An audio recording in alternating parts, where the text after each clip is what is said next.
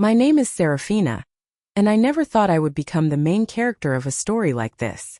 I had always pictured my life as safe, predictable, and secure. I had a husband who told me I was his anchor, children who adored their father, and a family circle that believed in the image of a perfect marriage. But let me begin with the moment my illusion cracked. We were sitting at the dining table, the kind of Sunday dinner that felt ordinary. My parents were there, my sister was there, and so was my husband, Darren. The air smelled of roasted chicken and rosemary. Laughter floated between the walls. Then Darren spoke words that shifted the ground beneath my feet. I was thinking we could bring someone new on our family trip this year, he said casually, stabbing a piece of potato with his fork. It might be nice to have fresh company. At first, I thought he meant inviting my sister's fiancé or maybe one of his cousins. But the look in his eyes was not casual at all. It was calculated. He glanced at me quickly, then back at his plate as if daring me to react. And then with a softness that made me nauseous, he added her name. Her. The woman I had pushed to the back of my mind, the shadow that had lingered too close to our lives. Elise. Colleague, he called her. Just a friend, he had claimed once when I had asked why she texted him late at night. The woman who had become a ghost between us, haunting the edges of our marriage. I felt every eye at the table turn to me, waiting for my response. My pulse hammered so loud it drowned out the laughter that had filled the room only moments earlier. I forced a smile. That's unexpected, I said. My voice was even. Too even. Inside I was splitting apart. He had not only invited her into our lives, but into the sacred tradition of our family trip. The place where we built memories with our children, where generations shared stories, where trust lived. To him, it was nothing but another stage where he could flaunt his double life. But if Darren thought I would remain silent, if he thought I would allow this humiliation to unfold in the shadows, he had forgotten who I was. That night I lay awake beside him, staring at the ceiling, listening to his steady breathing. My mind raced. Anger pulsed like fire in my veins, but beneath it was something colder, sharper, more dangerous. A plan was beginning to take shape. If Darren wanted to bring Elise into my family trip, I would not stop him. In fact, I would let him. But what he did not know was that I was about to turn that trip into the stage of his downfall. And the audience? Not just my family. Not just his. But everyone who mattered to him. The truth was coming. And when it arrived, it would burn brighter than the sun over that vacation house. He thought he controlled the invitation list. But I had already decided who would really be attending, and what they would witness. The days after that dinner felt like I was walking on glass. Darren carried himself as if nothing had shifted. He hummed when he made coffee. He kissed my cheek before leaving for work. He scrolled on his phone late into the night with that same faint smirk he wore when he thought he was untouchable. But my world was no longer the same. His betrayal was no longer hidden behind shadows. It was crawling into the light, wearing her name like a crown. Elise. The trip was 2 weeks away. Normally, preparing for it was chaotic but joyful. I would pack snacks for the kids, fold piles of summer clothes, make lists of board games and sunscreen. But now, each suitcase I packed felt like another reminder of the storm approaching. I watched Darren carefully. He whispered into his phone when he thought I was in the shower. He deleted messages faster than ever. And one night, while tucking our youngest into bed, I heard his laugh echo from the hallway, the kind of laugh he once saved only for me. I leaned against the wall, invisible, listening. Yes, she thinks you're just coming along as a friend, he said in a low voice. Don't worry. It's perfect. Once we're there, she can't hide from the truth anymore. My chest tightened. It wasn't enough that he betrayed me. He wanted me cornered, humiliated in front of the people I loved most. He wanted Elise standing next to him on sacred family ground, the two of them a cruel parody of what I had built. I closed my eyes and breathed slowly. Rage was sharp, but I would not let it blind me. Rage alone was messy. Revenge, however, could be art. The morning of the trip, Darren loaded the car with a smile that barely masked his excitement. The kids piled in, oblivious, while my parents followed in their own car. Elise was supposed to meet us at the vacation house by the lake. I remember the drive vividly. Trees blurred past the window. Darren drummed his fingers on the steering wheel. Every so often, his phone buzzed on the console, and his lips curled. He thought he was winning. By the time we arrived, the house was alive with voices. Cousins, siblings, even my aunt had made it that year. Darren looked around, satisfied, like a man about to unveil a secret he believed no one could contest. And then she arrived. Elise stepped out of a sleek black car as though she were stepping onto a runway. She wore a sundress that clung too carefully to her frame, sunglasses perched high, and a smile that twisted my stomach. She carried a bag in one hand and a bottle of wine in the other, like she was already family. I watched the room shift when she entered. My sister's brow furrowed. My mother's eyes narrowed. My aunt whispered something sharp under her breath. But Darren? Darren wrapped his arm around her shoulder and said, "Everyone, this is Elise. She's going to be joining us this week." The silence was suffocating. Then slowly conversation resumed, forced and awkward. I stood at the edge of the room, my heart pounding. Every fiber of me wanted to scream, to rip away his mask and hers in that instant. But I didn't. Not yet. Instead I smiled. I welcomed her. I poured her a glass of wine. I asked about her drive. Darren looked at me with disbelief, as though he couldn't understand why I wasn't falling apart. But he would. The truth of his betrayal wasn't just about to be revealed. It was about to be staged, choreographed, and performed in front of the exact audience he had chosen. And the first act of my performance had just begun. He thought bringing her into my family trip would break me. What he didn't realize was that by inviting her, he had also set the stage for his own destruction, and I had already written the script. The first night in the lake house was thick with tension. Conversations were clipped, laughter was strained, and every sound seemed to echo against the wooden beams overhead. I could feel eyes darting between Darren and Elise, trying to make sense of the way they lingered near each other, of the subtle smiles they shared. I played the role of hostess, moving through the house with grace.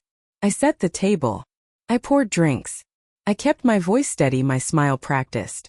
But inside I was watching, recording, memorizing every slip of truth that tumbled from Darren's mouth or Elise's careless laughter. They thought they were subtle. They weren't.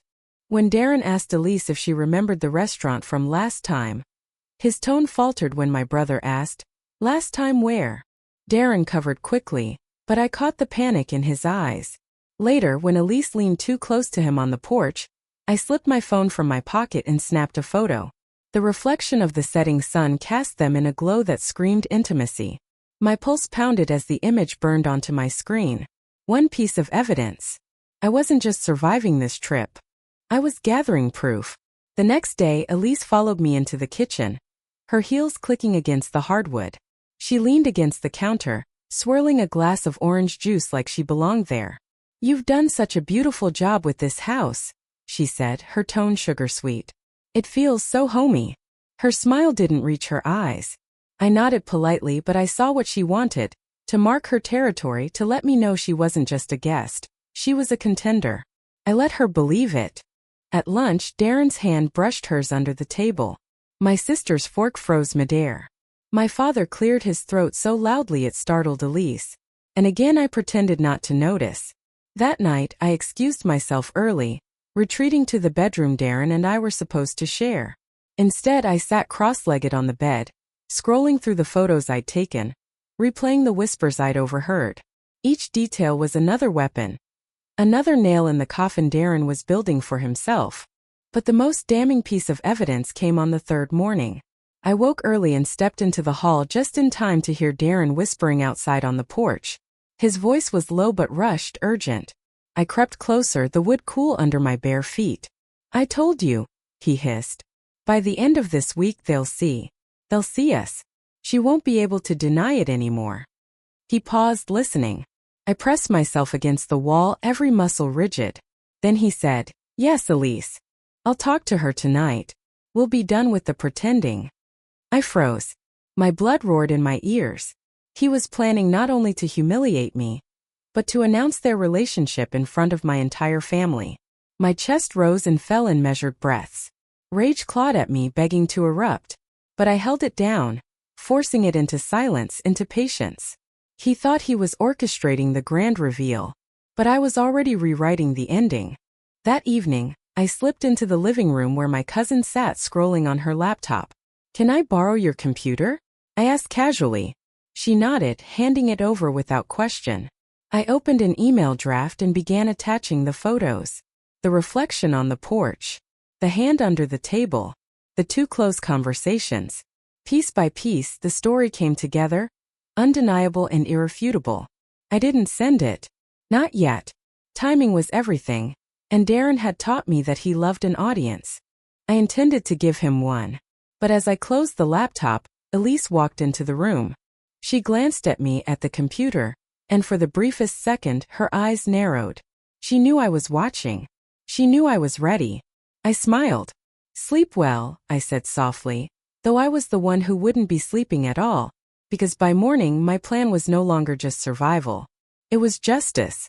He thought he would reveal his truth on his terms. But now I held the evidence, the story, and the stage. And the curtain was about to rise. The morning air was crisp, but inside the lake house the tension was suffocating. Darren poured coffee as though nothing was wrong. Elise fluttered around him like a moth to a flame, laughing too loudly at every comment he made. My family members exchanged glances, but no one spoke. It was the silence of people who knew something was wrong, but didn't yet have the words to name it. I did, and I was about to make sure they never forgot. But first I needed allies. I started with my sister, Maren. She had been watching Darren closely since the first evening, suspicion clouding her normally bright eyes. I found her folding towels in the guest room, her hands moving too fast, her lips pressed into a thin line. "You see it too, don't you?" I whispered, closing the door behind me. Maren turned sharply. "It's obvious. The way he looks at her, the way she inserts herself. It's disgusting. What are you going to do?" I leaned against the dresser, steadying myself. "Not yet. I need you to help me keep everyone calm. Keep them from leaving early. Darren is planning his big reveal. But I'm going to beat him to it. And when I do, I want every single person here to see." Maren's eyes softened with both anger and loyalty. She nodded once. "I'm with you." That night, I sat with my cousin Hannah on the porch swing. The cicadas hummed in the distance, and the lake reflected the pale glow of the moon. "You've been quiet," Hannah said, searching my face. "What's going on?" I took a breath. "Darren is betraying me. With Elise." Her hand flew to her mouth, but she didn't interrupt. I told her about the whispers, the porch conversation, the photos. By the time I finished, her expression had shifted from shock to fury. "What do you need from me?" she asked. "Distraction," I said. "When the time comes, I'll need you to keep him comfortable, to make him think no one suspects a thing. He thrives when people admire him, when he believes he's the smartest person in the room. We'll let him believe that, until the moment I turn the spotlight on him." Hannah gripped my hand. "Then let's make sure he burns in it." Piece by piece, my support system was falling into place. But the most surprising ally came from someone I hadn't expected. My father. He cornered me in the kitchen the next afternoon, his voice low, his expression hard. "I know you're hurting. I know what he's doing. You don't have to carry this alone." I felt my throat tighten, but I forced my voice steady. "I'm not running away, Dad. Not this time." His eyes, usually calm, sparked with quiet rage. "Then make sure you end it on your terms. I'll back you." In that moment, I realized Darren wasn't just betraying me. He was underestimating my entire family. But allies were only part of the setup. I needed a plan, a real undeniable strike that would expose him beyond excuses, beyond repair. That night, as the others sat around the fire pit, I slipped into the study. The glow of the desk lamp illuminated Darren's open laptop. He had left it unattended, a mistake too delicious to ignore. I scrolled through his email. Receipts for hotel stays. Reservations for 2. Messages with Elise, filled with promises that made my skin crawl. He had written, "By the end of this trip, everyone will know." Perfect. He had written his own confession. I copied everything onto a flash drive I had slipped into my pocket earlier. My pulse thundered, but my hands were steady. When I slid the drive into my bag, I felt a surge of power course through me. This wasn't just suspicion anymore. This was evidence. And this wasn't just my fight anymore. It was my family's. But as I stepped out of the study, laptop screen still glowing, I nearly collided with Elise. She was standing in the hallway, her arms crossed, her smile sharp. "Looking for something?" she asked, her voice dripping with false innocence. For a heartbeat I froze. She tilted her head, studying me like a predator who had caught the scent of blood. I forced a smile. "Just checking the thermostat." Her eyes lingered on me, suspicious, calculating. Then she smirked, brushed past, and disappeared into the shadows. I gripped the flash drive in my pocket, my breath shallow. Elise knew. She might not have the proof yet, but she knew I was closing in. And that meant I needed to act faster than Darren ever expected. The evidence was mine. The allies were ready. But now Elise had seen too much. And if Darren found out before I was ready, everything could collapse. The flash drive felt heavy in my pocket, not because of its size but because of what it contained. Proof. Emails, receipts, words Darren could never twist or deny. For the first time in months I felt the ground beneath me solidify. But evidence alone was not enough. I needed precision. I needed spectacle. I needed revenge delivered so flawlessly that Darren and Elise would never recover from it. The plan started small, like a whisper building into a storm. I walked through the lake house, memorizing the layout. The dining room was large enough to hold all our family. The old chandelier above the table cast light in soft golden circles, perfect for drawing attention to whoever stood at the head. That would be my stage. Next, I thought about timing. Darren thrived on big moments. He always wanted to be the center of the celebration. I knew he had something planned, some grand announcement where he would parade Elise as if she were a prize. I decided I would take that very stage before he could. His words would choke in his throat while mine cut through the air like a blade. But I needed more than just a speech. I needed impact. That night, as the fire crackled outside, I asked my cousin Hannah for help. "I want to play something for everyone," I told her. "A slideshow. A memory reel of the trip." She raised an eyebrow but nodded. "And what will it really be?" I opened my bag and pulled out the flash drive. Hannah's face hardened as she realized what was on it. "Emails." "Emails," I confirmed. "Reservations.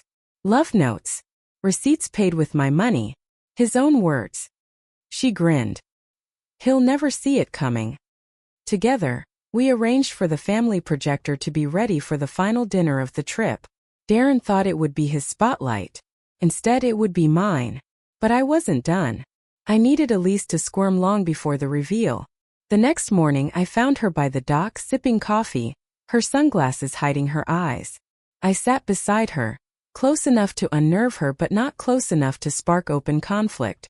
"You know," I said casually, staring out at the water, "truth has a way of finding the surface, just like the lake does after a storm." Her hand tightened around her mug.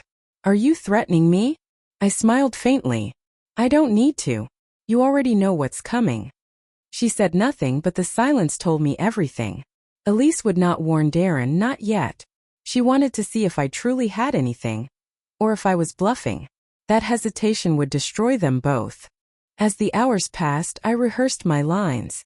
Not too emotional, not too soft, words sharp enough to pierce through his charm, but calm enough to leave no room for dismissal.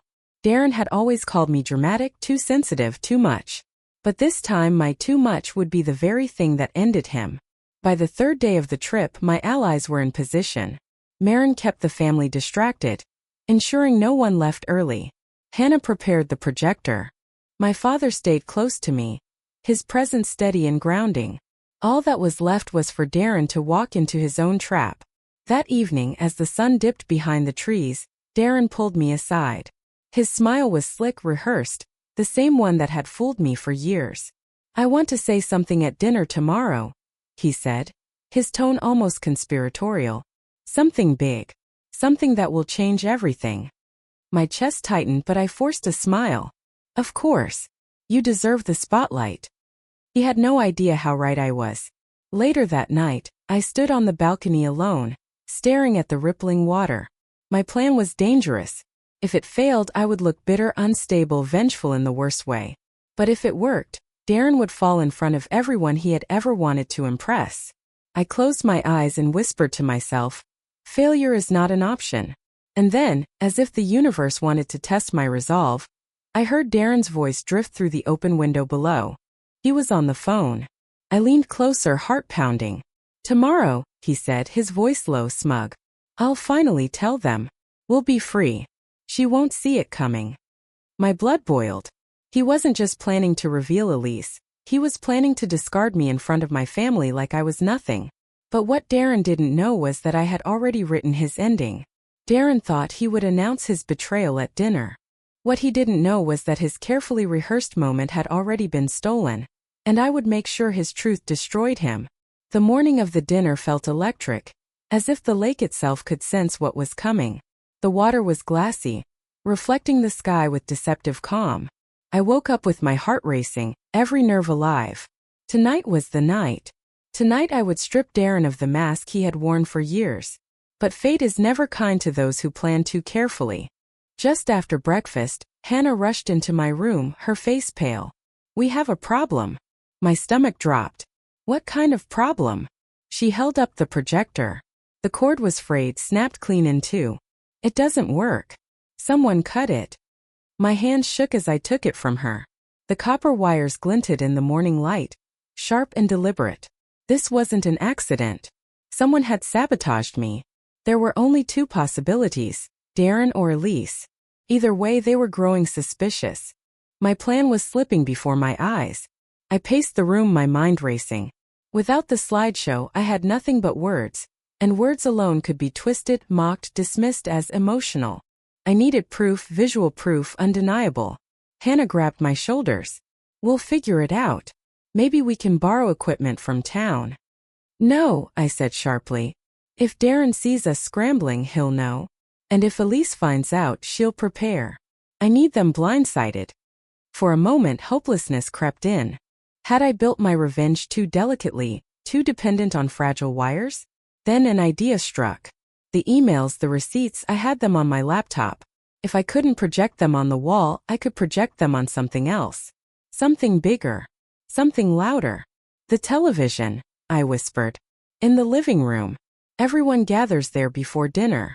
If I sync my laptop, the screen will show everything. Hannah's face broke into a grin. Even better. He won't be able to escape it.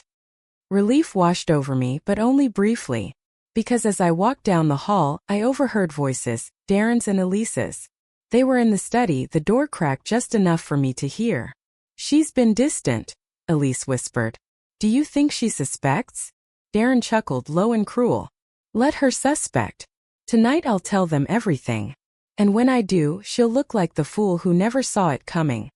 My fists clenched so tightly my nails dug into my palms. He still thought he was in control. He still thought the world revolved around his charm. I backed away before they noticed, my resolve hardening. If he wanted to use tonight as his stage, then I would turn that spotlight into his execution. By late afternoon, the air buzzed with preparations. My family bustled in the kitchen, laughter bouncing off the wooden beams. None of them knew the storm waiting on the horizon. My father noticed my silence and pulled me aside. You look pale. Are you sure you're ready for this? I swallowed hard, more ready than ever. But just as dinner neared, another crack appeared in my plan.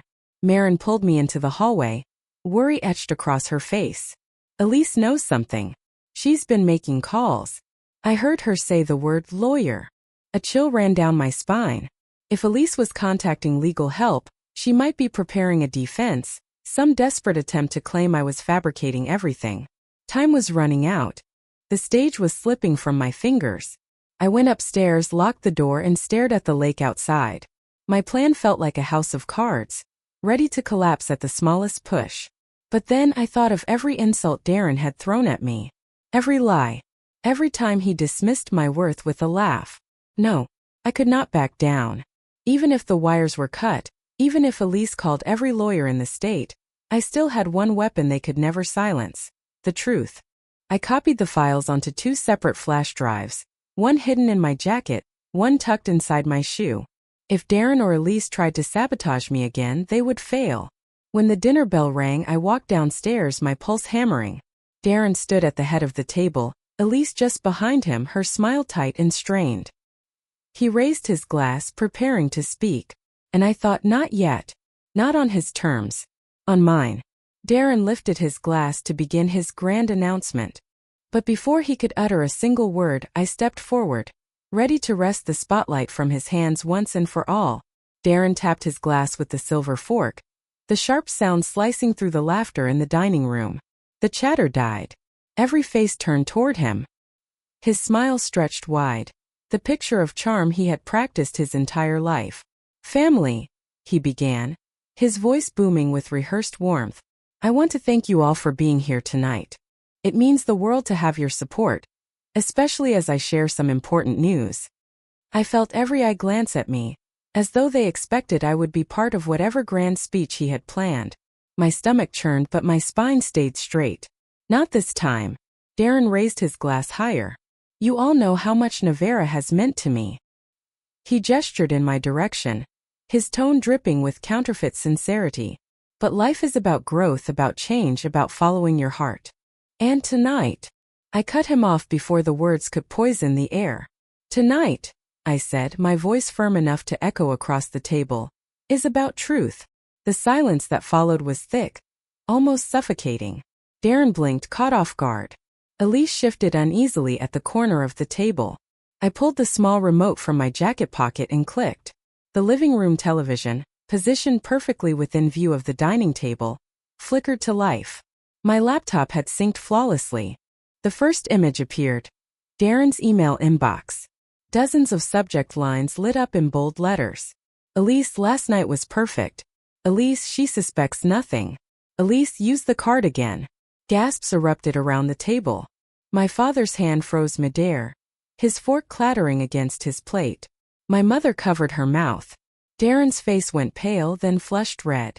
"What is this?" he demanded, his voice cracking. I clicked again. Screenshots filled the screen.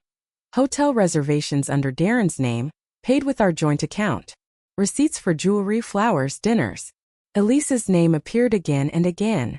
The room exploded in murmurs. My cousin whispered, "Oh my God." My aunt shook her head in disbelief. "This," I said, standing taller, "is the man you've been praising. This is the man who called himself loyal, who promised me forever, while using my money to build a fantasy with her." I pointed to Elise, who now sat rigid, her cheeks burning. Darren slammed his fist on the table. "Stop this. You're humiliating yourself." "No," I replied coldly. "I'm exposing you." Click. The next slide appeared. A bank statement showing large withdrawals, money Darren had siphoned without my knowledge. My brother stood abruptly, his chair scraping against the floor. "You stole from her?" His voice was thunderous, his rage unfiltered. Darren tried to speak, but the words tangled in his throat. Elise muttered something under her breath, but the room had already turned against them. I let the silence linger, then spoke clearly, each word cutting like glass. "While he laughed with her, I worked. While he lied, I trusted. While he betrayed me, I planned this moment. And now every one of you sees who Darren truly is." I turned, my eyes locking on Darren's. He was sweating, his jaw tight, his fingers twitching at the stem of his glass. For once he had no script. But I wasn't finished. Click. The final slide appeared. A photograph Darren had sent Elise, standing shirtless in a hotel room. It was undeniable, raw, humiliating. The room gasped again, louder this time. My mother whispered, "No, Darren, no." He lunged toward the laptop, but Marin blocked him. Her eyes, once soft toward him, were steel. "Don't even think about it," she hissed. The room turned into a stage. Every face a witness. Every silence a verdict. And then I delivered the final blow. Darren wanted tonight to be his announcement. Well, here it is. Darren is a liar, a thief, and a cheater. And this, I pointed toward the screen, is his legacy. The dining room was no longer his arena. It was mine. Darren's mask had finally cracked, but Elise's eyes burned with something dangerous, something that told me the storm wasn't over yet. No one moved. Forks rested on plates. Glasses sweated in untouched rings. The only sound was the steady hum of the dining room light, a low electric buzz that made the silence feel louder. Then Elise stood. She pushed her chair back with a scrape that made my teeth ache. Her chin lifted. Her voice had that brittle shine of someone who thinks anger is proof. "You think this makes you strong?" she said to me. "It makes you pathetic.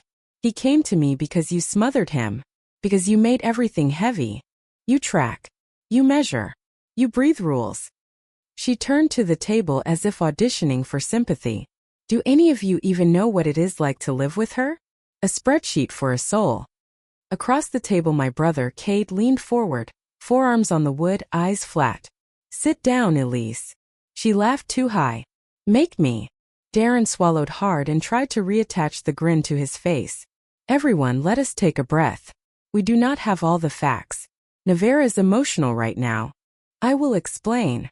Do not say emotional, my mother said. Her voice was soft, but it cut like a clean blade. She looked at him the way you look at fire in a room full of dry wood. You will not use that word on my daughter again. Darren blinked. He had not planned for my mother to stand between him and the script. I clicked the remote. The screen went black. Air moved again. Eyes blinked as if the room had been underwater. Okay. Darren tried, palms out. Yes, there were messages. Yes, there were dinners. It was a rough patch. We were working through things. I made mistakes. Elise is not a mistake, Elise snapped. I am not a footnote. Correct, I said. You are a co-conspirator. She smirked. Says the woman who cannot keep a man. Marin stood. Calm. Controlled. Elise, you are overplaying a weak hand, she said. There are receipts. There are dates. There are withdrawals that trace to a joint account. You do not argue with math. You sit with it. My father, who rarely raises his voice for anything short of fire, set his napkin down like it weighed 100 pounds.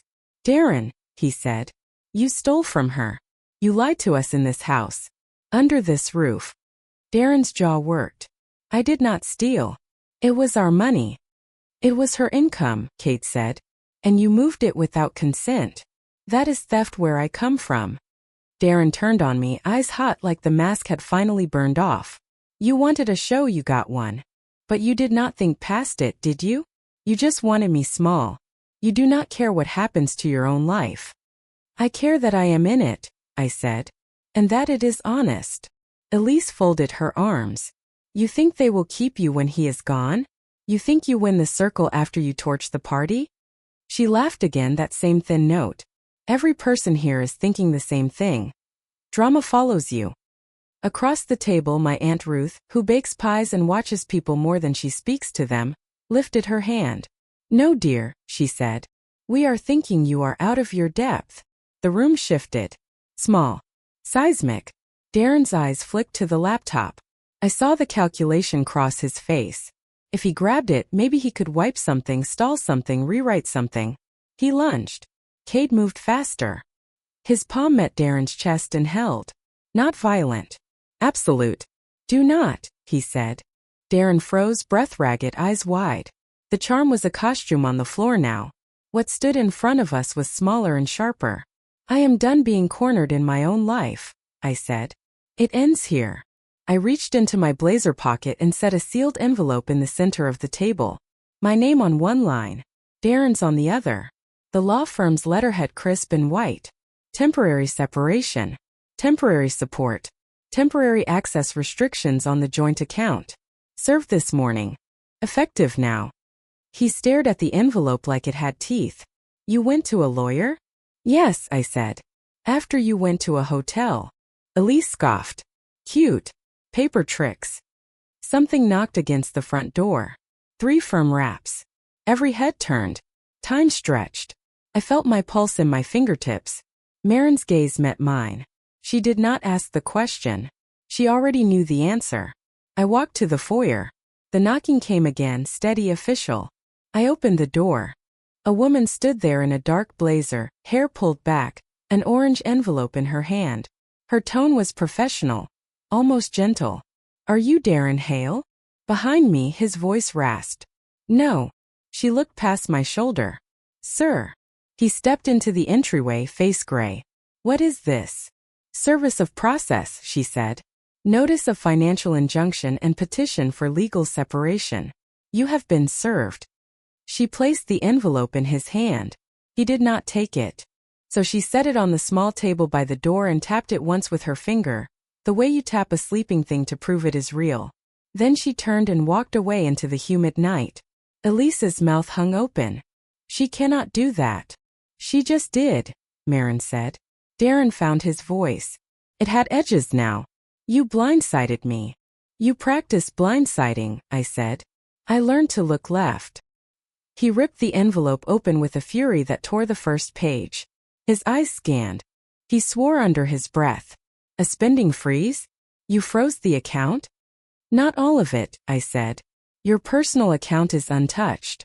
The joint account is paused pending mediation. The credit cards are separated. Mine were reissued this afternoon. He stared at me like he had never seen me before. Then he laughed, a jagged sound. You did all this in one day. No, I said. I did it in many days. You were busy. My mother walked to me and took my hand. It was warm and shaking. Her voice was steady. We stand with you, she said. Then louder to the room. We stand with her. Chairs scraped as people rose. My uncle. My aunt. My cousin. Cade. One by one they came to my side of the table. It was not a parade. It was a migration. Elise looked around like a person who has mistaken a mirage for a map. Her face hardened. This is not over. No, I said. It is beginning. Darren folded the papers with careful, shaking fingers and slid them into his pocket. I am not leaving this house. It is not your house, Cade said. It is our parents' house. Tonight you are a guest. Tomorrow you are a man with a court date. Darren opened his mouth, closed it. He looked small for real this time, not because I wanted him small, but because the truth measures everyone to size. I turned back to the table, lifted my glass. Water. Clear. Cold. To stories told in the right order, I said. To timing. I held my mother's gaze. To the women who choose themselves. We drank. The clink was soft, but it carried.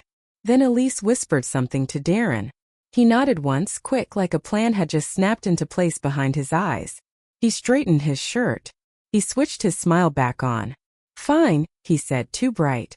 You have your moment. Enjoy it. Because tomorrow? He lifted a finger, pointed past me to the doorway, to the life outside this house. Tomorrow I start telling my story. And I am a better storyteller than you. Marin stepped forward, slow, deliberate. She set her phone on the table and pressed play. Darren's voice filled the room. Caught clean on a crisp recording from a week ago. Use her card. She never checks the statements. She is too busy counting feelings. Elisa's laugh followed. She will never see us coming. The room went still again, but it was a different kind of still. Not shock. Decision. Tell whatever story you want, I said, calm and clear. I brought receipts. A car door slammed outside. Another knock at the front door. Short. Official. Not the process server this time. Different rhythm. Different weight. Cade looked at me. Expecting anyone?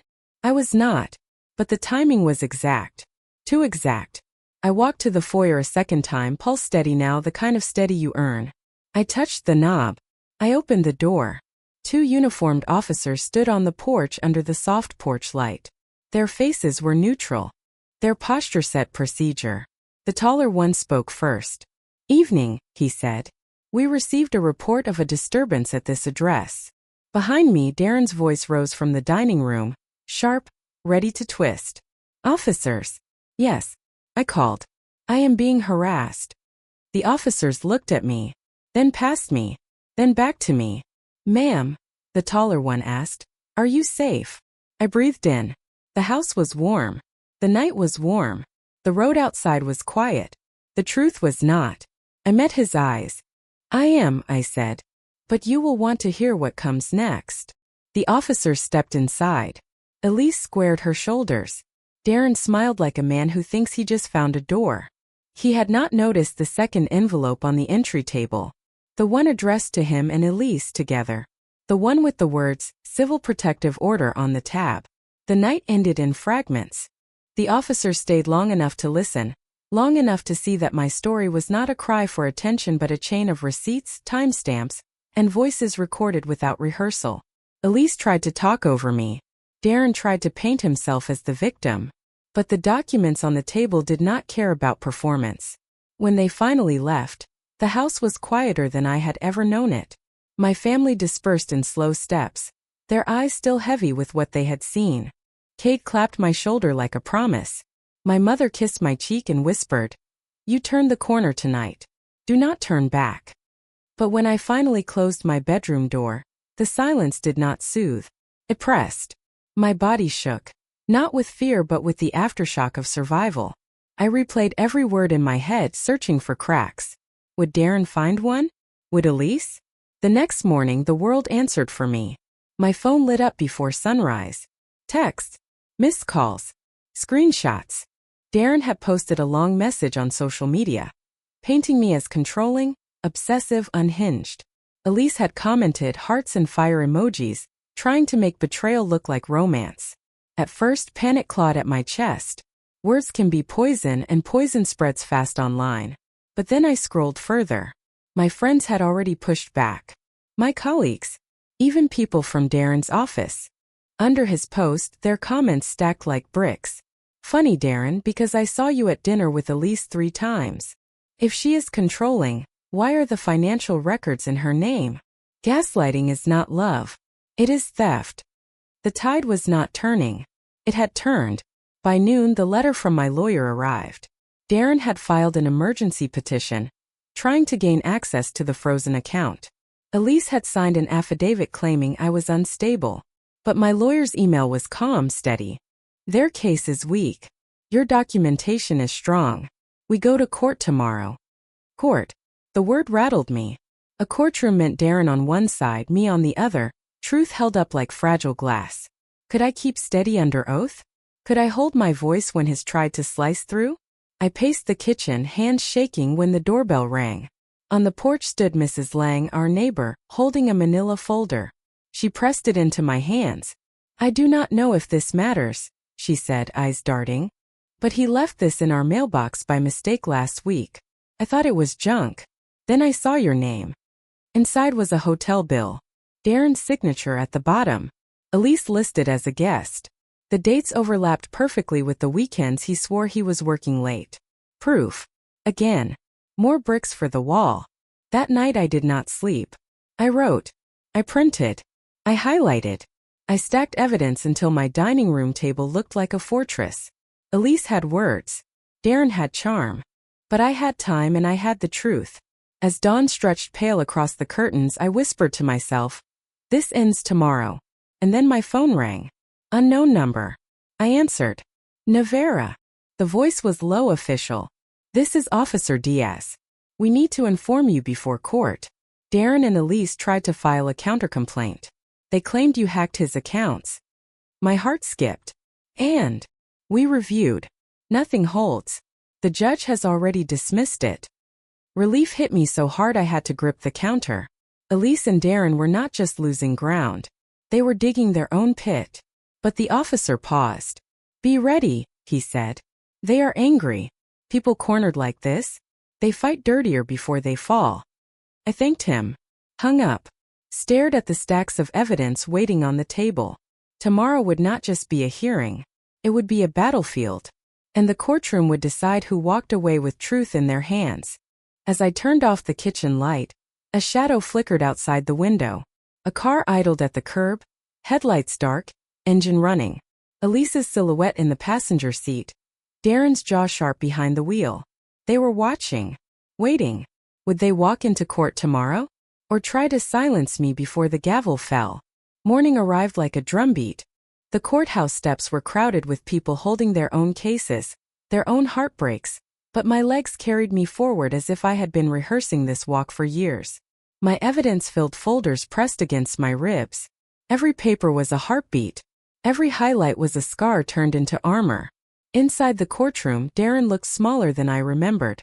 Elise sat beside him, painted in confidence that cracked every time her eyes darted to me. They whispered to each other like schoolchildren caught cheating on a test. I did not look away. Not once. The judge called the session to order.